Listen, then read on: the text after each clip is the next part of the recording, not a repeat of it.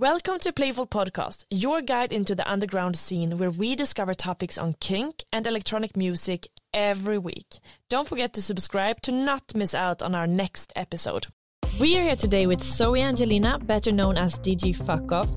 With a pop music career that she didn't want to pursue back in New Zealand, she arrived in Berlin with just a small backpack and found her path within electronic music, where she got hooked on gabber psytrance. DJ Fuckoff is known for a refreshingly nonchalant style and has earned a serious hype in the scene. In this conversation, she reveals that she received a gold record by the age of 18 and is married. We speak about what about Berlin made her feel accepted for who she is, what it's like growing up feeling as an outsider and being bullied, how Stop Giving a Fuck gave her a new career path as, what she labels it, a Soundcloud artist. I am Amanda, and this is Playful Podcast. You had a good morning. You started with a shot of vodka, and now you're having a beer, and it's 12 o'clock. And it's 12 o'clock. What's the time? It's 12:30. Perfect. Is that normal? Oh God. No, it's not normal. No. I just woke up this morning and I thought like, yeah, if I don't want to be too anxious and I just want to like flow, and I wanted my morning to flow, and I thought a shot of vodka would help that.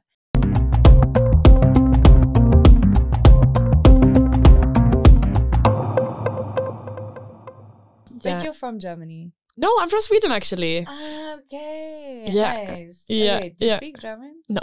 No. You? Sometimes. Oh, Sometimes. Good. Did you study then? A little bit. I studied for like 4 months. Yeah, I actually got married. And I got married to a German. Shout outs to my husband. Oh. Yeah.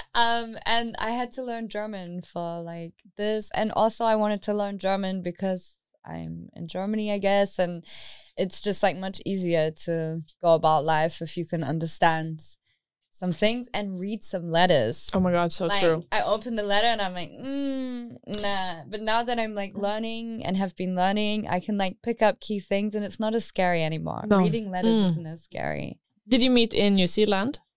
My husband? Yeah. No, we met in Berlin from Tinder, and he's my ex-boyfriend now, but we're still very good friends, and he's still very much my husband. We got married for the visa. Ah, all right. But I still love saying he's my husband. I'm like, I love my husband. But that's amazing that you're so good friends. Yeah. I mean, like, I guess like I shouldn't be saying this on saying this online. The fucking authorities are gonna knock on my door and be but like, then you're gonna be, it was a joke. It's PR. Yeah. We cut that.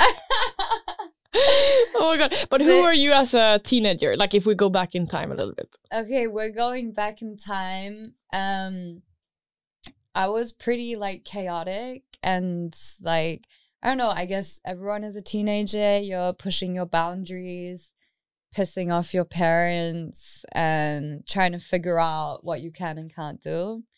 But I was always into music, and actually Zoe, or DJ Fuckoff, before she was DJ Fuckoff, I was doing a lot of pop shit. Like I was like singing on pop tracks, and I think so in 2016 or 15, I had already a gold record, which I think no one knows about.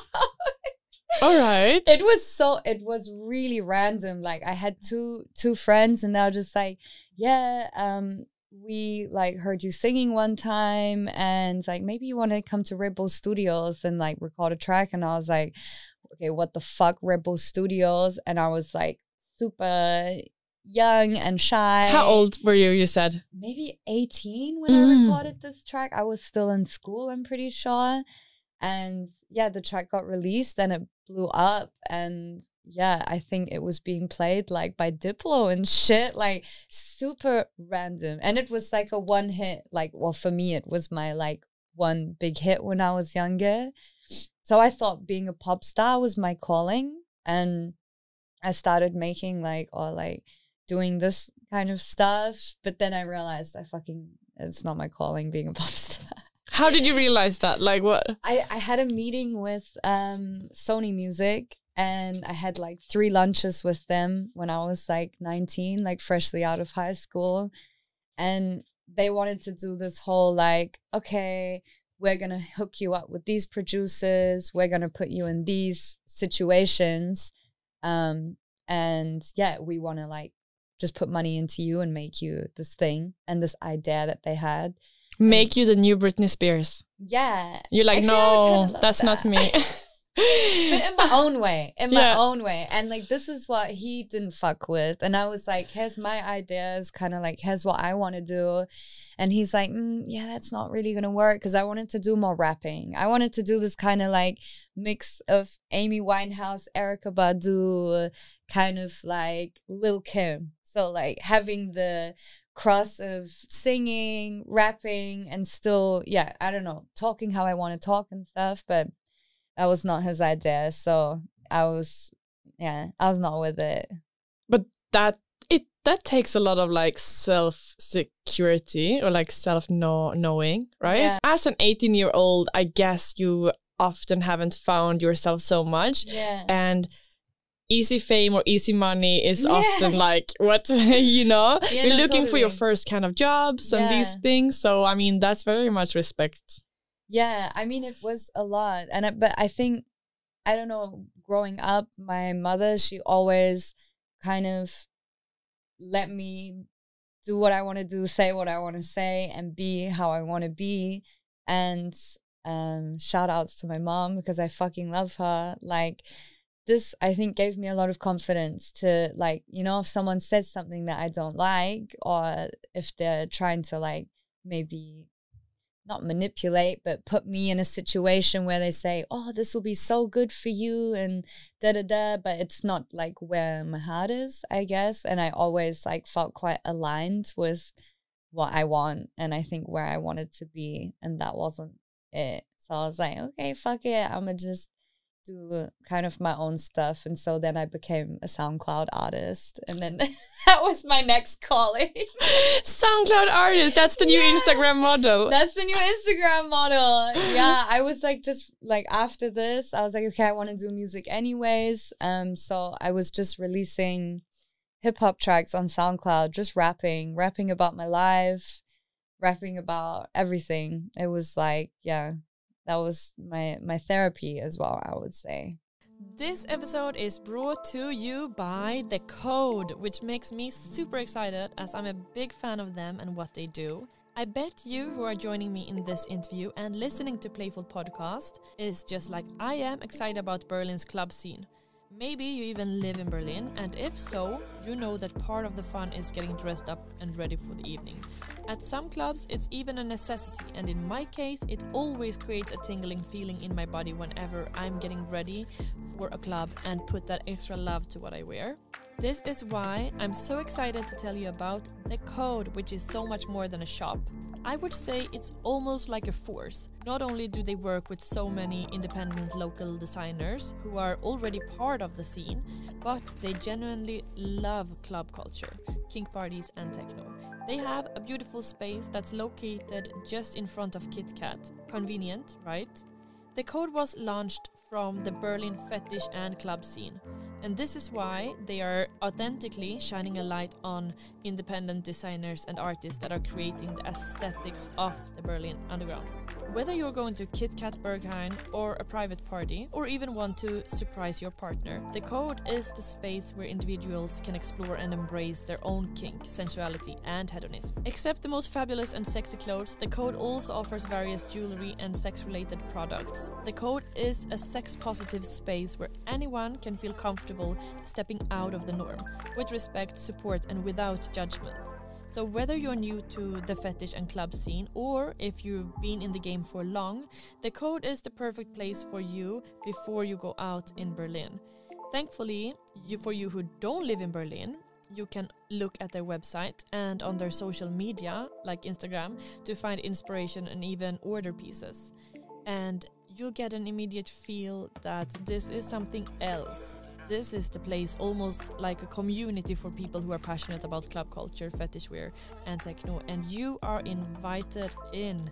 And one thing that I really love about them, besides their support for local designers, is that they really see you when you're entering the store. They take such good care of you inside there, and I promise you, you're gonna feel like a star. Therefore, if you're living in Berlin, celebrate the weekend a little early and go to their store on Köpenickstrasse in front of KitKat to delve in their amazing energy and get to look at and even try out some beautiful and handmade pieces. You're gonna have an amazing time, I promise you that. Thank you, the code.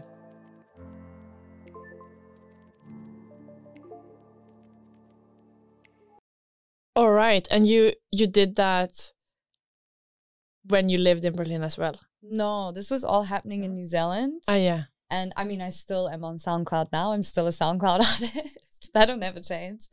But I think, yeah, this was like my New Zealand music journey or life. New Zealand. Music has always like been, I think, my main thing in my life. You started on GarageBand as a 10-year-old, no? What, like, that's also... Yeah. How did that... I think, I don't know. I remember my dad giving me one of his old computers, and I found GarageBand on the computer. I was like, okay, what is this, like, program? What's going on? And I just found these loops, and it's like... And then I would just build it with some synth pads and make these...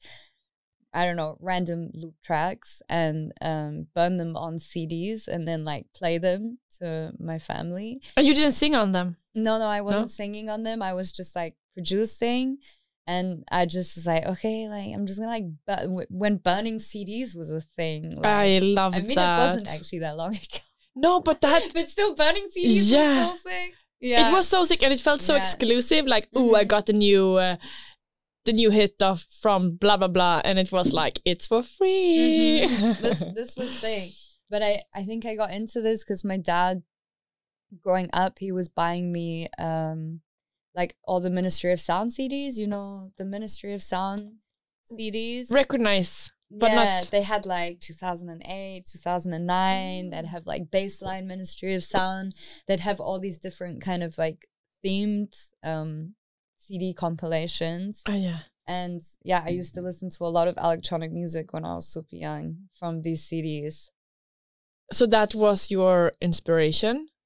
I think so. Like, I would just come home from school and play the CDs and go crazy in the lounge, and I'd be like, "Why, yeah!" I was like really vibing out to the sound, and my dad was playing like a lot of psytrance and stuff, so I was heavily influenced, I think, by that. So when I like got the GarageBand, I was just like, "Ooh, okay, we put these things together. Like, this sounds sick." But I wasn't doing it for long. Like, I didn't stick with it. It was more so like me discovering it and being like, okay, this is a thing. And then having to do school shit again. Oh, back to reality. Back to reality. What did people in New Zealand think the identity of Berlin was? Like, what called you into coming here? Actually, I had like no idea about Berlin. Like, I heard of it as a place. Of course, I knew it existed.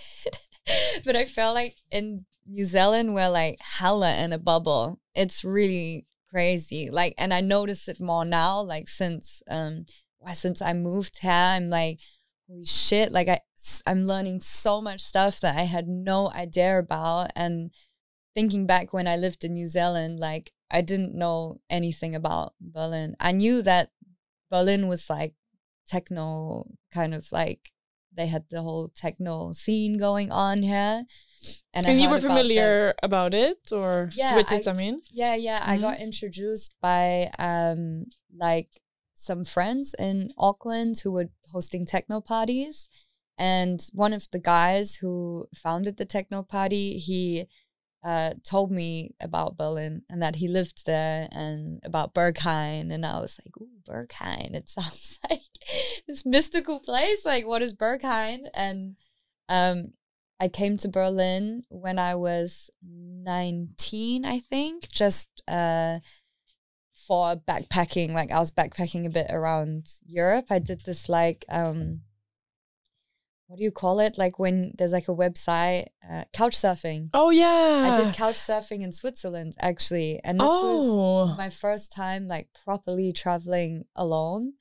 And then I took a train from Switzerland to Berlin and met my friend, and we traveled around Germany together. And I think I was telling this also to Paul, who he wrote a book, Coming to Berlin, and we were talking about my experience, and I was saying how like a really key moment for me was going to a cocktail Dear More party. And this was like when I was 19, I can't remember. This was like mind-blowing, coming from New Zealand and also not hearing a lot of this music before. I never heard like electro really, or like I wasn't really listening to, I don't know. There were so many genres I heard at this party that I was like, damn, like, okay, like it was a whole new world for me. So I think it opened a door, and I was like, I'm gonna walk through that door. I'm gonna check it out. But after that I moved back to New Zealand and I studied, and then I came back to Berlin. Okay, so you couldn't forget about it. I didn't forget about it. I like had Berlin in the back of my brain for so long. And then I ended up releasing a hip hop album on a label here, and that's kind of what brought me back to Berlin. That was like the gateway for me to be like, okay, I'm gonna come back and I'm gonna see what's going on. I'm gonna check it out. Okay. A lot was going on in these like years of me leaving school, but everything kind of like came back to Berlin when I first like heard about it, first came here. And then I think as soon as I had this label, Childhood Intelligence, I met the label owner, Alex, who's a good friend now. I met him in India, and he is kind of what opened the door again for me to come back to Berlin. In India, like I'm just throwing some more countries. Yeah. So you were still traveling around, like that has been. I've been traveling around for a while. Like as soon as I left school, I've kind of been wanting to leave New Zealand as soon as I could. What works did you have like on the side? What works? So like you were working, I guess, and then you saved up money, and then you're traveling, and then you did it over and over again, no? Yeah. I was working in like fish and chip stores, burger stores, and I was also doing sex work since I'm 19 or so. Yeah, so this was always like just the hustle, just hustling to try and to feel the freedom. Yeah, and see the world and get inspiration and kind of figure out like where I feel good and like where I fit in the world. Yeah. And here you are. And here I am. I guess I kind of found that. Yeah. Yeah, but I mean, I don't know, going back to India. Yeah. How did you find each other there? Were you like on a silent retreat, or like what No, was? far from that. So we were at a psytrance party on the beach. All right. And I think it was one of my first times taking ecstasy. And I don't, sorry, Alex, but I don't remember meeting him on the night. And I showed him my SoundCloud, I guess. And the next day he found me on the beach, or I say found me, but he was walking down the beach and we found each other, and he was like, hey, Zoe, nice to see you again. And I was like super hungover on the beach, like, I don't know if I remember who this is, but I just played along with it. Then I kind of remembered again. Then we hung out the whole day and spent like a couple days together, like just sharing music, talking about ideas. And that's also where DJ Fuckoff was born too. So it was like a lot of things happened in these like 2 days that I met Alex. And it was like, he was really pushing me and gave me a lot of confidence to be like, your shit is sick. Like, let's do it. And I'm gonna bring it to Berlin. I was like, well, okay. Yeah, this is where I'm going now. Gateway. This is the gateway, yeah. But how did the name come to you? Just really random. It was just a bit of a joke. And I was just like, okay, like what's like the most random DJ name kind of like, I don't know, whatever. I just, my mood at the time was like, fuck off. Yeah, okay, fuck it. And I think I was just like, yeah, DJ fuck off. Like, it can mean so many things and one thing at once. And now it's like really become a part of like who I am and like how I express myself. And yeah, it was, I guess, more or less kind of like, hee hee, DJ fuck off. But now it's like, ooh, okay, DJ fuck off. Yeah. Okay. Yeah, because it's somehow, it's not only like fuck off, like leave me alone. It's also somewhat like, to me at least, I don't give a fuck, kind of. And that also makes me think like, because like meeting you now, it feels like you are not giving a fuck about anyone's opinion, really. You're going your own, like, you're doing your own thing. Yeah. Have you always been that way, you'd say? No. No and yeah. Like, no, I would say, because like, I guess like in high school, like a lot of people too, I had a lot of situations where people were like bullying me pretty bad and made me feel super shit. And I was much more kind of like people pleasing and just like, I don't know, there were people who obviously like found me as an easy target, and I would just go along with it because I didn't want to cause problems. And like, high school was a fucking intense time, and you spend every day in the same space with these people, and I just didn't have the energy, or I didn't have the confidence, I think, at that time to tell them to fuck off and like get the fuck out of here. But as soon as I left high school, it kind of like gave me the breathing space to be like, okay, like I know what I want, I know where I want to go, and like I'm not hurting anyone on that journey. Like, I just like, I want to like empower other people, empower myself. And I think that's when the DJ fuck off thing was like more, I started like embodying it more when I had the space and I was away from these toxic people. Like, as soon as I was away and out of the environment of people, just like fucking throwing negativity at me and at themselves and at the environment, it meant that I could find people that really like pushed me up and was like much more supportive. And then I was like, oh, okay, yeah, this is where I'm going. And fuck off is like, now I think it always gives me the confidence to like remember that and be like, no, you're in your power. Like, this is what you want to say. This is where you want to go. Like, fuck yeah. So it's like developed into this kind of like character or entity or being that kind of like gives me the strength to like keep on going with this and like, pushing it for other people too, to give them like the same feeling. Boom. I love that. Also, like, traveling alone and doing these things, it's also maybe part of the journey of like being empowered. Yeah. Like it's intense. Like, I would say, like, I never experienced that before. And like, this whole lifestyle, I guess, is quite new to me, and being alone a lot, and you're meeting so many different people. And when you're in different spaces that you don't know, it can also be quite confronting because you don't know what the vibe is going to be like. You don't know what the people, how they're going to react to your music and stuff. And so being fuck off is kind of like a bit of like a shield that I can like put up and be like, no, like, you know what, like, this is why you're here. Like, you get brought here to do what you do, believe in what you do, and if someone doesn't like it, fuck off. So it's like, yeah, for sure. Okay.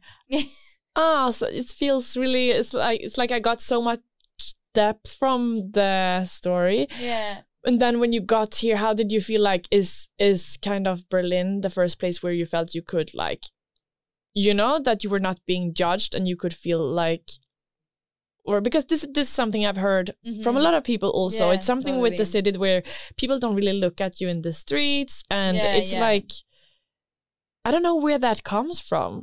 I don't know how come it's like that, but it's... I think there's just like, there's so much going on in Berlin. Like, nothing's shocking, you know? Like, if you see someone dressed in a certain way or doing something on the street that you, I don't know, wouldn't usually see, it's normal, more or less, in Berlin.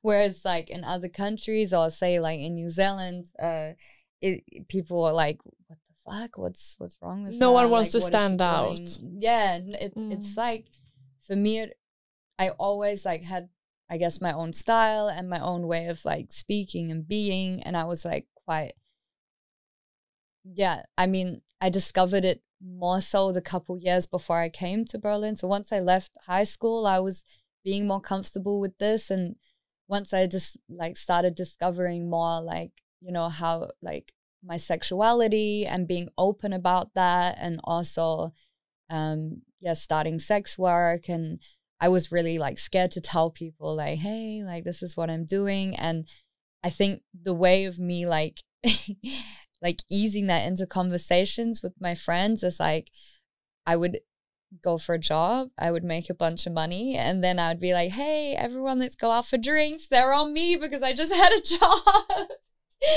And, like, I don't know, kind of, like, I had to, like, figure out a way to make people feel comfortable with what I was doing. And that was, I guess, the way I was like, yeah, like, come, I want to, like, take care of everyone. And also I did, because, like, a lot of us, like, in New Zealand, the prices are super fucking high and the wages aren't so good. And so, yeah, this was, like, but did you have me taking care as well, being like, hey, I can do this thing, I can empower myself, I can make it more normalized and be like, you know, it's not this, like, whole, like, whoa, what the fuck is this world? And, like, in Berlin, I'm, like, talking about it much, much more. But in New Zealand, there's still this, like, hella conservative kind of culture. And, like, is different laws also there? I mean, not really. I'm not really sure. I mean, I don't know what's going on now. There's so much. I don't really keep up to date. No, but did you find a community when you got started, or, like, how, as of your friends not knowing so much about it, I mean? Yeah, so I started, like, seeking out parties that I thought looked, like, really interesting and looked, like, more down my avenue. And I started meeting, there's, like, this one street in New Zealand. It's one street in New Zealand. A specific street. One street in my hometown in Auckland.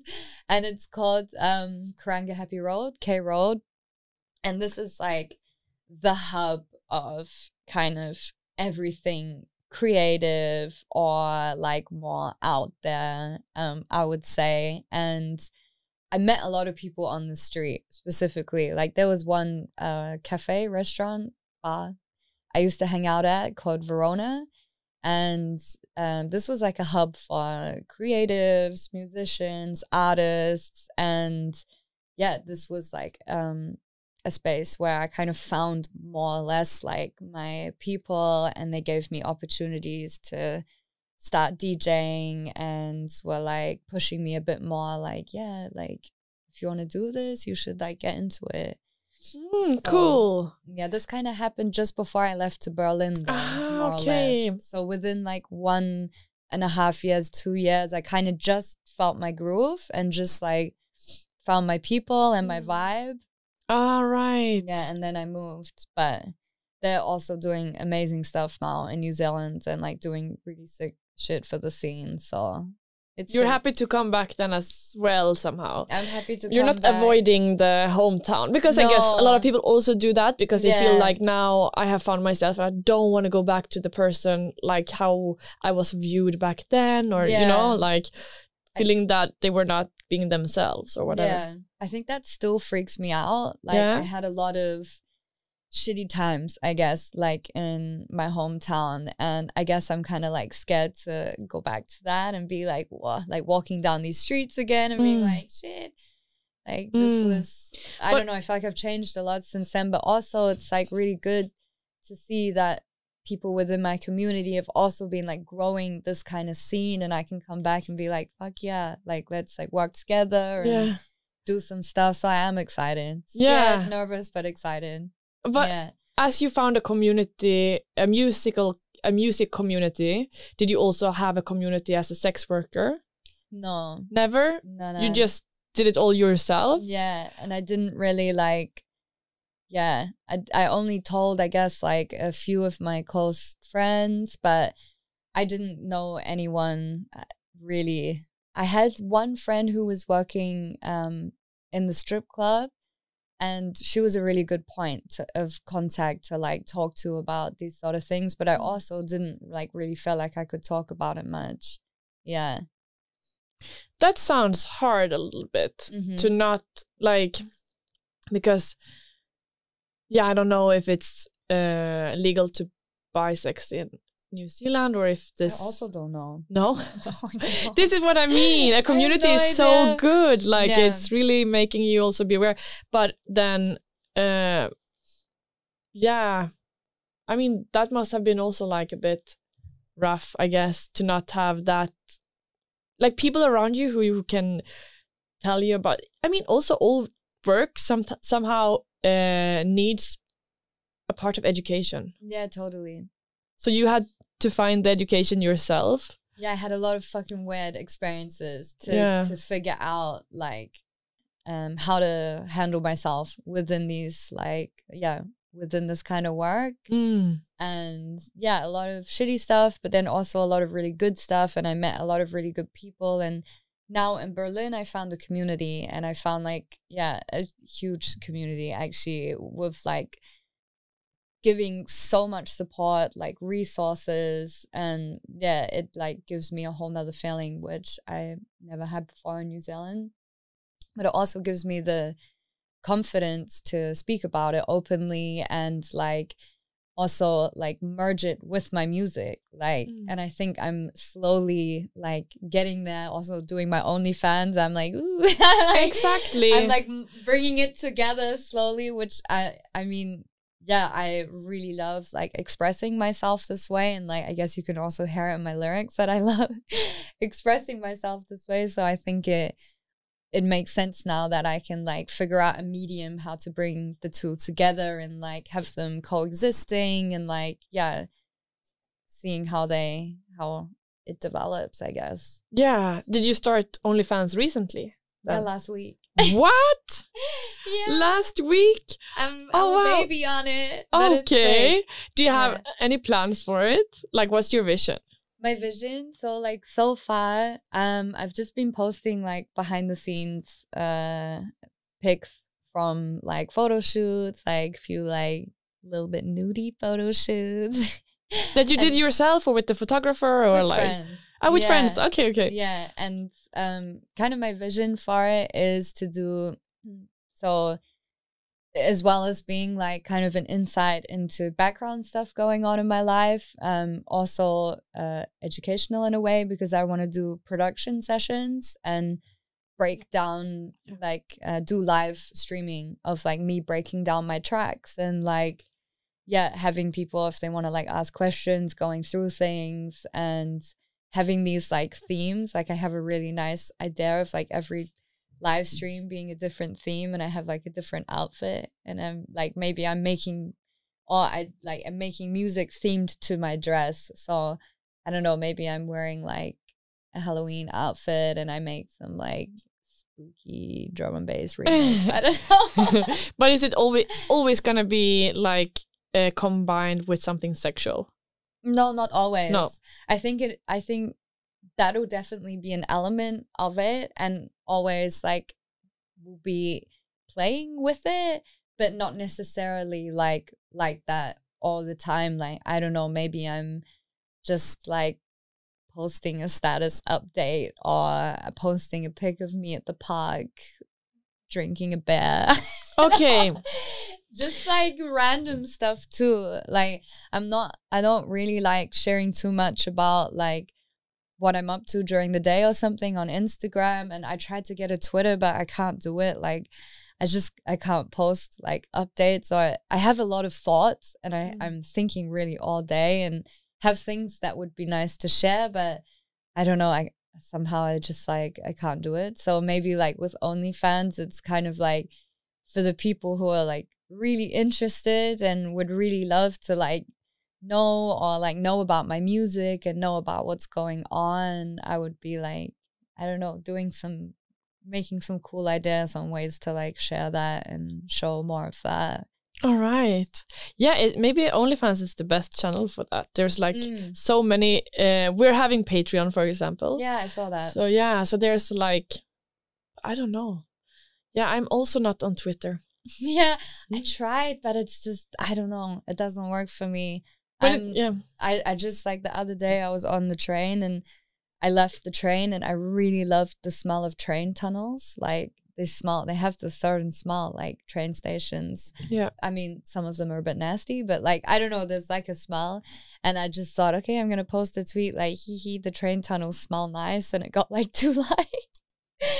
On Twitter? I don't know. Yeah, on Twitter. And I was like, is this what I'm doing on Twitter? Like, I don't know. I was like, okay, maybe I don't get Twitter. I don't know if this is my vibe.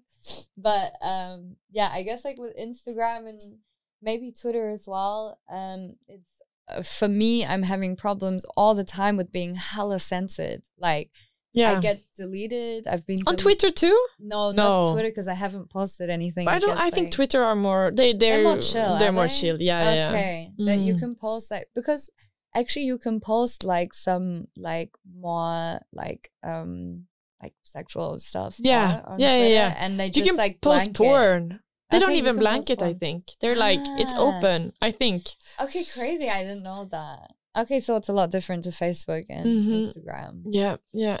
But I think, yeah, for me, like, OnlyFans they don't have any of this censoring. I think you can just, like, post whatever you want and do what you want, more or less. Yeah, I think they were talking about changing something, but then they didn't. Okay. But well, actually, like speaking of social media, I feel that that's also something that has changed, at least for me, since I moved to Berlin, as you don't use phones to the same extent. Here, it's like you are so used to not using your phone when you have the most fun. I mean, definitely, I feel like I've said to myself, I mean, I got a TikTok and I tried to do TikTok and same, I got Twitter and tried to do Twitter, but I just can't do it. I think I'm too in the moment with things, and I don't know, I don't feel like videoing something or taking a picture of something. Like if I'm posting on Instagram, it's more so like, hey, I'm playing here soon, or asking a question, or like talking about like mental health or other things.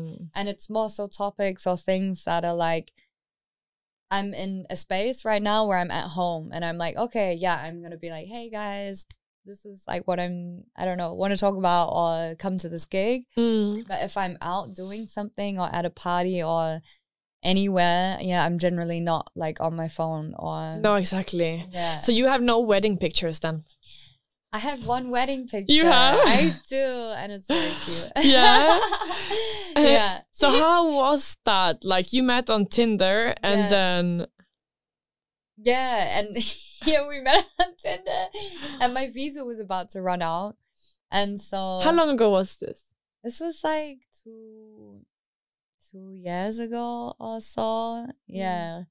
My visa was about to run out, and so he offered to help me with this and was like, yeah, no worries, we can do this. And yeah, unfortunately things didn't work out, but we're still good friends and he's still my husband. And when I see him, I'm like, hey hubby, how's it going?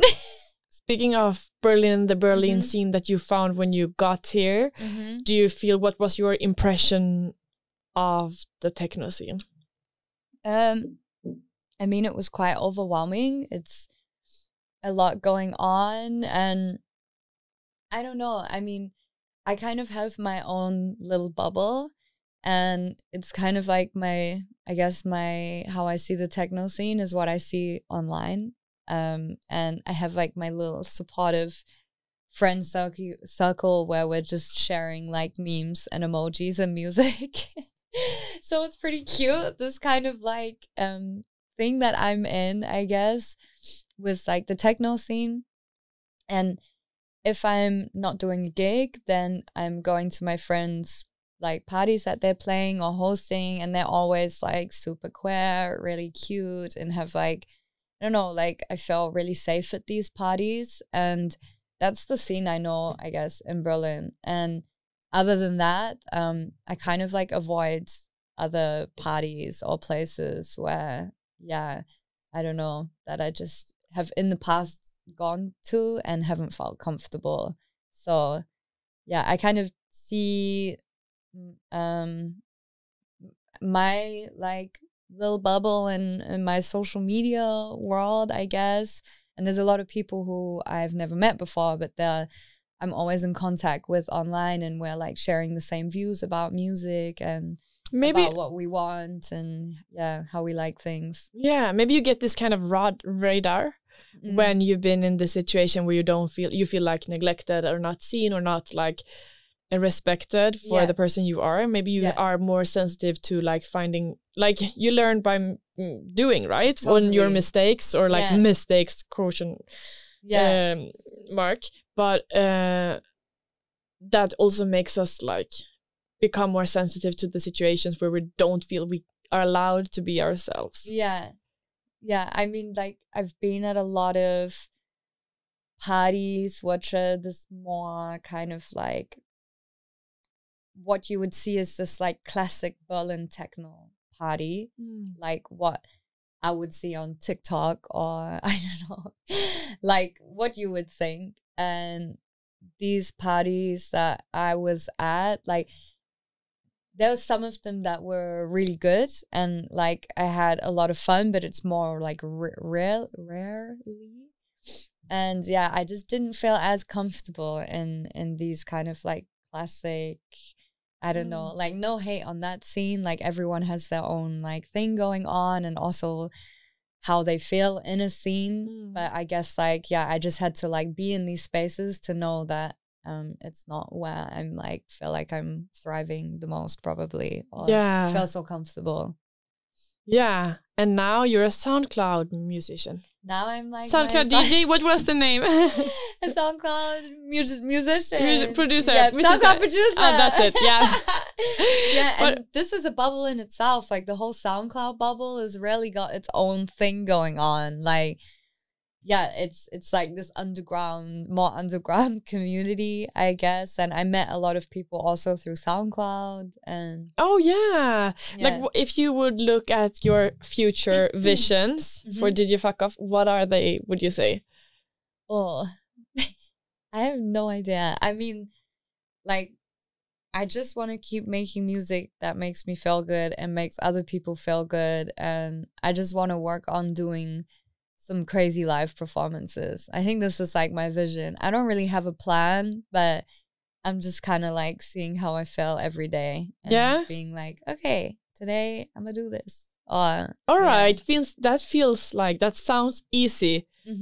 But do you ever have, no, it sounds like so, because I also know you had a good day today, but there's also bad days. Do you ever feel that there's like a mental struggle with that, or like? Yo, completely. And there's like fucking bad days. Like the same days where I wake up and I'm like, oh, I'm gonna do this. There's days where I'm like, fuck this. I'm not gonna do this and I don't want to do this anymore. So yeah, it's like kind of even constant that like this is happening, but I always am trying to remind myself like, hey, you do this and you make music because it makes you feel good. Like this is why I started making music, because it was like a therapy for me, like when I was angry, upset, or when I was really happy and wanted to write a love song or something.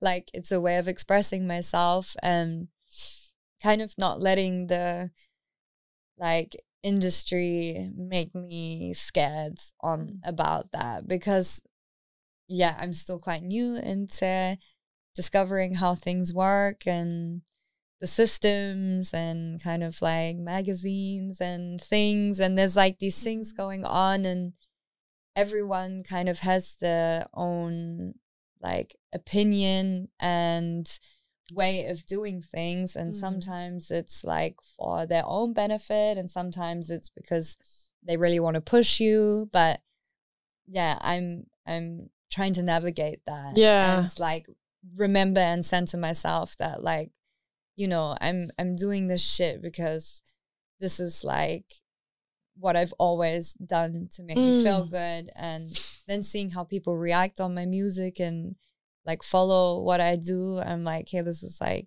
that's really sick. Yeah. Give other people the same feeling. But speaking of like mental health and these things, as you're, I don't know, you have this kind of rock star vibe to you. How do you view that part of the scene, like the touring life, and is it really like the new punk movement, would you say, in that sense? Like, you know, is it like hardcore living, sex, drugs, rock and roll, or is it more focused now on taking care of the mental health? And you know, it's like the scene is also divided in two here, I guess, somehow. This is it. I think there's like, it's really 50-50. You have either people who are the hardcore rock and roll vibe, or you have like the people who are like taking care and being like, no, I'm gonna go home early, and like, you know, who are you? Listen to the oh god, I'm a mix of both. Yeah, I'm definitely a mix of both. I've always loved to party and have since I'm young, and I love staying out for a long time and dancing, and I love connecting with people. And I think this is definitely where like the rock and roll aspect comes into it, where it's like, sorry, I burped. Oh, it's good. Where it's like, yeah, long nights, no sleep, a lot of like things happening in a weekend, being in different countries in one weekend and stuff. So there definitely is that aspect, but I always try and find my calm in that, and try and find self-control every now and then. Like I'm still trying to learn when to say no and how to say no, but I'm getting way better at it. And I'm definitely like, this year has been a year for me that I've been taking way more care of my mental health and being honest about it and open about it, because as much as shit looks like rock and roll and can be seen that way on social media, the more I travel and the more I meet other DJs and musicians, I realize they have the same struggles and they feel the same way, and it's just not common that people are talking about it. So you see this kind of like one-sided view, but you don't see the other side and how kind of like intense the industry can be on your mental health. And yeah, it can beat you down sometimes. So you definitely, like for me, it's been the most important thing as of recently to really like speak about that and be like, hey, like let's figure out together ways that we can like work on this, and like things you can put in place to mean that we can like do this in a bit more healthier way, or sustain it probably. Yeah, exactly. Yeah. Thank you. All right. Now we have actually come to the extra material. Now we have come to the part of the podcast where, if you're a Patreon, you'll get to hear the DJ Fuckoff Masterclass, where we speak about her best tip on how to stop giving a fuck, her top mental health tips, and how she gets into the right headspace to be productive and create new music. Go to patreon.com/playfulmagazine. It's either this or it's that. This is this or that. Red wine or Red Bull? Red wine. Sex or making out? Sex. Cigarettes or cigars? Cigarettes. No money and lots of sex, or no sex and lots of money? No money and lots of sex. Homemade porn or Pornhub? Ooh. Both? I can't say this Easy. and that.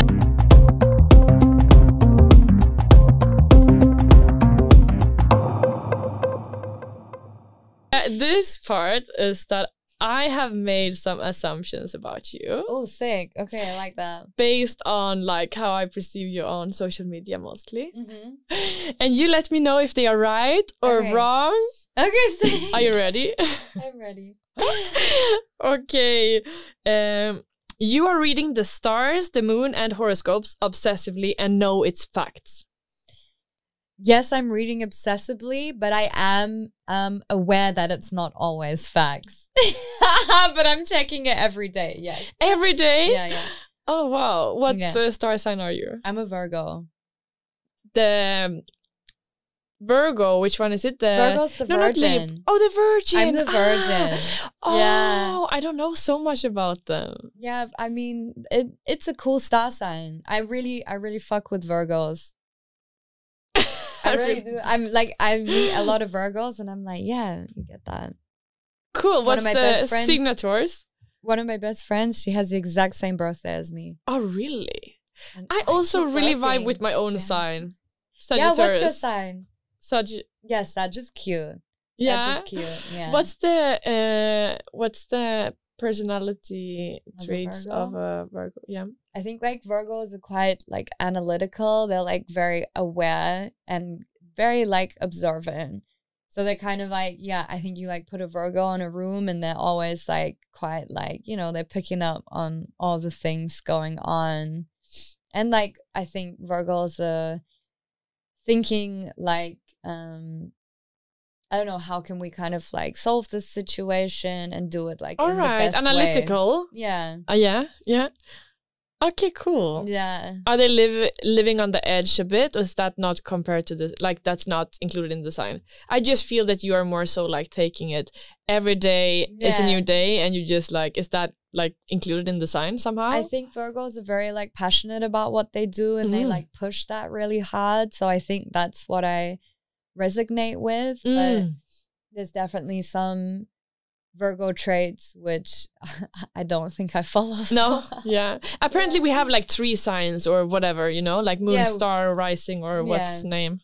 But the assumption was more or less like okay, more or less. Okay. Accurate. Next one. You look down on people who are choosing sober lifestyle without ever having been alcoholics. I look down on people who are choosing the sober lifestyle, but they don't choose it because they have a past of being an alcoholic. They just, you know. Nah, I'm pretty open. Like I've met a lot of people who like never got into drugs or alcohol or something, and like I think it's pretty commendable to just be like doing your thing in this industry and not have been influenced by this, because I mean it's really everywhere all the time. So I've met people and I'm like, damn, that's crazy. Like you're really doing that. And they've never wanted to touch it or anything. But I wouldn't say I look down on them, just observing. Just being a Virgo. All right. You have a window envelope phobia. What's that? Window envelopes, you know, the ones where you are getting most of the invoices sent to you. Oh yeah, I don't open them. Exactly. That's I nailed this one. You did. I don't open them. No, what happens then? And I've gotten a lot of problems because of this. Yeah. And I get fined. I can imagine. I'm paying because of this. And then you don't open the fines? Yeah, I opened a very important document yesterday, which I should have opened 6 months ago. Yeah, and I just found it. And I have been telling everyone, I don't know, I never got this mail. No, I had it. Oh. I just didn't open it. Yeah, shit. Yeah. Nailed that one. You did. It's pretty common though. Like it's nothing to be ashamed of. It's really common, and mail is scary. It is scary. Like I have scares for authorities. Like not all of them, but police. No, I feel that. I mean, every time I see a cop, I get angry actually. So that's like, but maybe I have a bit of like a hatred. Yeah, it's normal. Cop hatred. Yeah. Okay. Next question. Next question. You keep your declaration papers in the glove compartment of the car. What are declaration papers? Like, you know, when you have your own company, like you do your DJ gigs. and these things, you have to declare for the money you receive. Yeah. I don't even have I those. do. I don't even have those. And then you have, but you have to like, and you keep, okay, you don't have the papers. Nah, I mean, they're online. They're online. But if I was even in Germany, really? Yeah, if I was to have a car and have these papers, I think they would be somewhere like under my bed. Yeah. Yeah. All right. Be hiding. So 50% true somehow. Yeah. Okay. You have death anxiety. You have death anxiety and therefore tries to do everything it takes to not think about it. No, I wouldn't mind, like, okay, maybe this sounds dark, but I wouldn't mind, like, I mean, if something happens to me, okay, of course I would mind. But, like, I just let nature take its course. If something happens, it happens. And I feel like I've had a very fulfilling life. And so it's the opposite. So the opposite. Yeah. I feel like when it's time, it's time. And when I go, like, you know, I did a good thing. Yeah. Learning a lot. Yeah. Okay, we are coming to the last one. Okay. This one I thought about when you were telling that you're married. I didn't know that before. Does people know that you're married? No. Some people. Yeah, but it's not public. No, it's not so public. I guess also because it's confusing because we're not together anymore. Yeah, exactly. So this one says, you always thought of yourself as a person who will file for divorce at least 3 times before you die. I've never thought about it. I think I'm going to be married to this one person probably forever. Like, really, I've never thought about marriage. I've never wanted to get married. Like, I don't believe in really like being legally bound to someone. If you love someone, you love someone. And like the tax and everything, I don't think about that. I don't know. I haven't thought about that yet. Yeah. Thank you so much. This was it for Playful Podcast this week, but please follow, subscribe, and listen to our next episode. And if you want to have a say about future artists or even ask your own question to one of our guests, follow us on Instagram and make sure to add your question when we lift our coming guests. Thank you so much for joining and see you next